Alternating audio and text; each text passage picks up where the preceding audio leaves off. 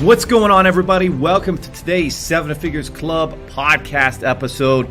Today, boys and girls, we've got a great topic for you, and it's really the 3 tips and secrets to achieve the dream life and dream business that you've always wanted. The 3 secret sales steps that are very simple yet very powerful that I learned from Tony Robbins' coach. So let's get started.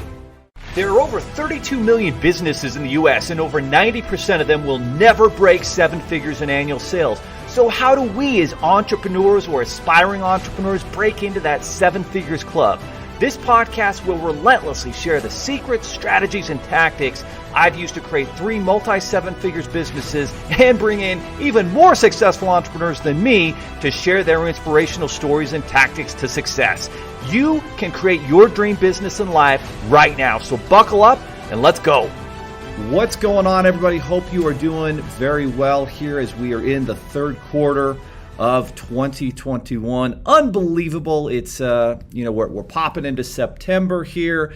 Time is just flying by, and hopefully you're creating the business and life of your dreams, that you're making progress, that you're pivoting as you run into brick walls and obstacles, and that you are holding yourself accountable, your team accountable, and getting closer to breaking into that 7 figures club that only 7% of businesses reach, or maybe you're already on your way to trying to break the 8-figure club or beyond. Either way, today's podcast episode is going to enlighten you and brighten your day and vision, and it's something powerful I was just sharing with our team. Every Wednesday we have our company meeting, and a lot of us are in the office, some of us are working from home, some of us are across the country.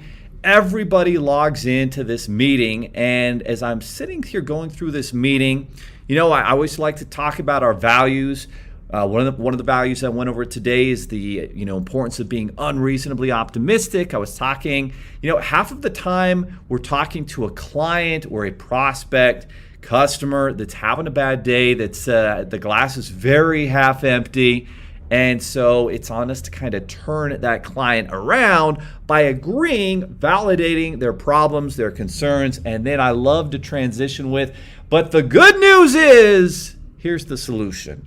Here's what we're going to do to win, and gosh dang it, we're going to win together. So let's get going. And you can literally change someone's mindset, their outlook, perspective extremely fast when you agree with their concern, you validate it, I hear you, I'm with you, and then transition in. But the good news is, Bob, the good news is we've got solutions here with this funding source. We've got solutions here with our program. We've got solutions here to help you take your business to the next level. And so I was reminded of a previous podcast episode that I did. I think it was number 58 with Tony Robbins, first employer, mentor, coach, still very close friends to this day, an icon, an OG, the godfather of personal development and professional expertise in sales and so forth, building businesses, is the great Jim Britt. And Jim Britt is an amazing, icon, man, coach, multi-million-dollar professional when it comes to improving your life, to creating success, learning sales, building a business. And there's a reason why, Tony Robbins is the force he is today, because he learned so much from working under the tutelage of Jim Britt. So Jim Britt, again, I highly recommend you listen to podcast episode 58. But Jim grew up in Oklahoma, rural area, not a lot of opportunities and things going on in this area of Oklahoma. Kind of similar to me, because I grew up in Beaver, Utah, 3,000 people, very small town, limited opportunities, in southern Utah where I grew up. And so I kind of, resonate and understand where Jim is coming from when he's talking, about his life. And so he had worked at a gas station, and he's knocking out, 60-hour weeks, which most of us don't do. But as my mentor and friend Patrick Bet-David says, You're a part-time entrepreneur if you work 40 hours a week, you're full-time if you work 60 hours a week, and you're all the time if you work 80 hours a week. And contrary to popular belief, you actually can be an all-the-time entrepreneur, still show up for your kids' games, coach them in football or whatever it is that like I do, still be involved, still take your wife out on date night, still take time to travel. You can be an all-the-time entrepreneur and create your dream business and life.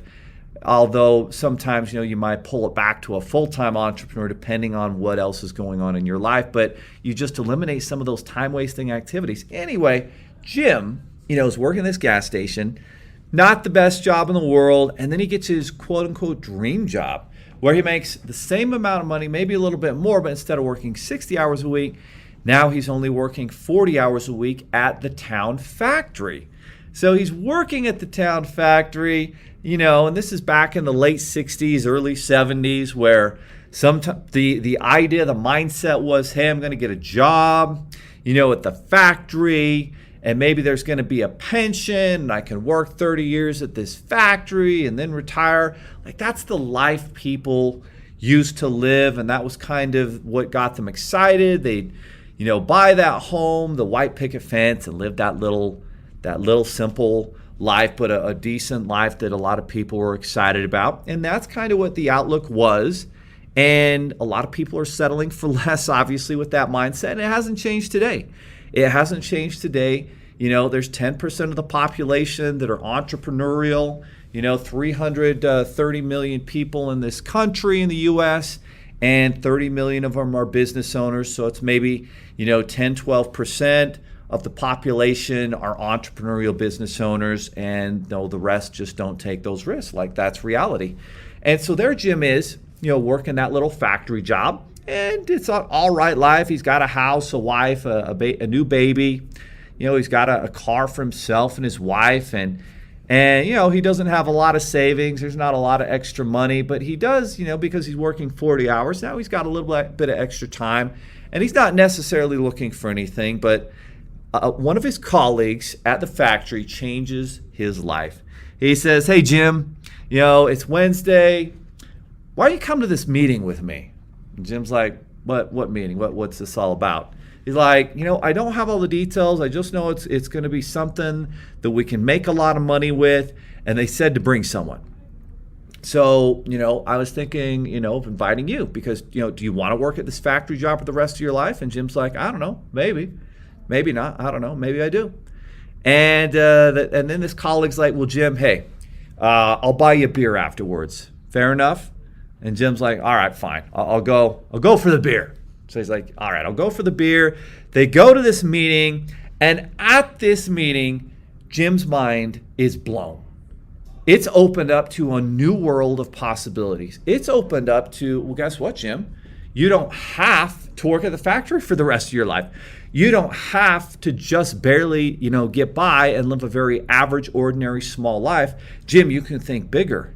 There are people in our organization making, $10, $15, $20, $25,000 a month. And guys, it's back in like the 60s, 70s. That's a lot of money. It's still a lot of money today, right? A lot of people would love to be able to make that amount of money. I put you in the top 10% of earners in this country.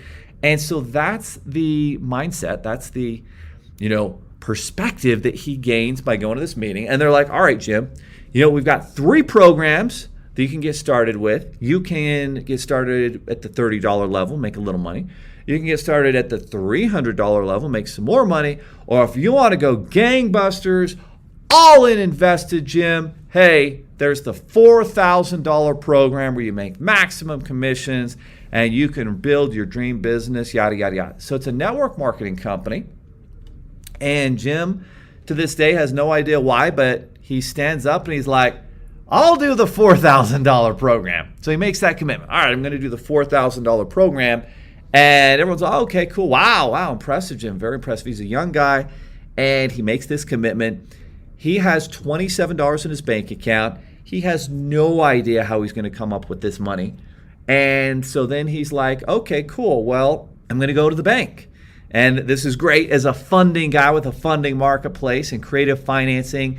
being the way that so many entrepreneurs, from Phil Knight at Nike to Kevin Plank at Under Armour to Larry Page and Sergey Brin at Google, like creative financing is usually what it takes to launch a successful business. We don't all, aren't all able to raise that angel seed investment of, hundreds of thousands, $1 million that, a very small percentage of companies do. And so, he's thinking, all right, I got to come up with $4,000. He doesn't even know anybody who has $4,000. So he goes to the first bank, the second, 23 banks later, he's got to know everyone. He's about ready to give up. And the last one agrees to give him the $4,000. Which, there was a little bit of incentive, emotion. Who knows how these decisions were made back then. But so that's what happens. He borrows that $4,000, gets into the program. Fast forward a year later, and Jim is not doing well. He is not doing well at all. He's losing everything. He has lost... his home's going to be sold to foreclosure. It's on the courthouse steps. He's lost his cars. They've been repoed. The couches have been taken away by the bank because he's struggling to pay that $4,000 loan back, I imagine. And there he is. But he's a hard worker. He's making the contacts every day. He's knocking on the doors, but he's not selling anything. He's having no success.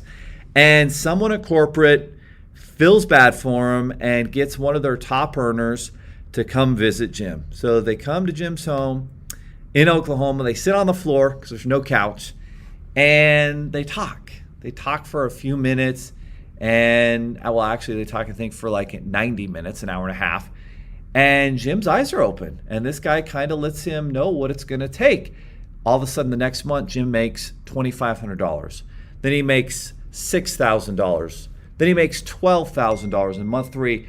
And fast forward, like a year or two later, and booyah. I mean, he's a millionaire, and this is in the early 70s. That's a ton of money before inflation, and he's changed his life. And then he buys another business that does well, and then he eventually ends up in California in the seminar circuit, working with his business partner, the late, great, amazing icon, Jim Rohn, and one of their, employees, who becomes huge in the business that they work together with is Tony Robbins.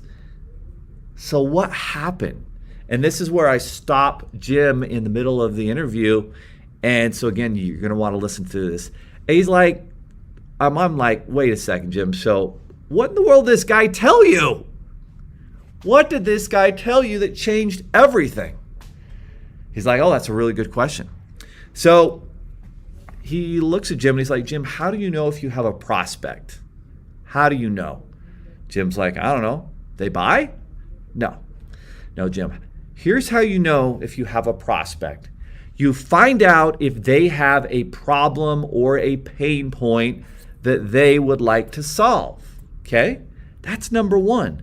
If people don't have a problem or a pain point, it's very difficult to get them to do something, right? So we find out their problem or their pain point, number one. Number two, we find out, do they want to solve it? Sometimes people don't. Sometimes they just want to make love to that problem. I talk about this all the time. They want to make love to it and dive into it and swim around in it and wake up and bathe in that problem. They really aren't interested in the solution. They just want to make love to that problem and whine and complain and be a victim. There's a lot of people out there in the world today that, enjoy being victims. And boy, we love to, put those victims on a pedestal. And I don't find that that's very helpful for anybody, to be glorified for being a victim. And the successful people in life that kick butt, that make things happen, are not victims. So anyway, you find out if they have a problem, number one. This guy tells Jim. Number two, do they want to solve the problem? Number three, hey, can your product or service solve their problem? And you better believe it can, because that's why we're here, right? So that's the 3-step process. Find out their problem, their pain point, number one. Find out if they want to solve it, number two. And number three, solve that problem with your product or service, getting them past the obstacle, problem, pain point that they have. And that's it. So understanding those 3 points, then Jim's like, well, how do you find these things out? The guy's like, have a conversation with people. Ask them questions. Ask them about their work. Ask them about their family. if you just ask people, open-ended questions, not yes/no questions, open-ended questions to get them to open up, they'll tell you. And they'll tell you what the problems are very quickly, most of the time. Like, you don't have to prod. People, they have their problems. They're concerned. They're carrying them around. Their luggage, their baggage, holding them down. They love to share their problems with you. You find out if they want to solve it, great, and then you solve that problem for them and tell them, I've got the answers. You're confident. Let's go. And that's what it takes. And people react to that confidence. And then after that, he said, you know what? And if you can, go into every conversation, every meeting, thinking, how can I help this person? It's not about you. It's not about me. It's what can we do to help that person? And if you go into that conversation with that focus, with that attitude, then you can help a lot of people. And if you are interested in making a lot of money, learn how to help a lot of people. Learn how to solve people's problems. Help a lot of people. You will make a lot of money. And that's been his mindset ever since. And he's been extraordinarily successful in life and business because of it. So that, my friends, is what I wanted to share with you today. The 3 secrets, the 3 tips to success in life and in business for sure. With you and your team jumping into the 7 Figures Club, that's going to be a powerful concept that will help you for years to come. So that, my friends, is today's message. God bless you. Make it happen. No excuses. Be accountable. And we'll see you next time on the flip side of the 7 Figures Club podcast. Are you looking for more 7-figure secrets, content, or even how you can launch your own recession-proof business? Then check out 7figures.com. That's the digit 7, Figures.com, where we share more videos, stories, strategies, funding solutions, entrepreneurial education, and even the secret business type that's recession-proof. Thank you for listening, and if you're finding value in our podcast, please give us a 5-star and invite others to join the club.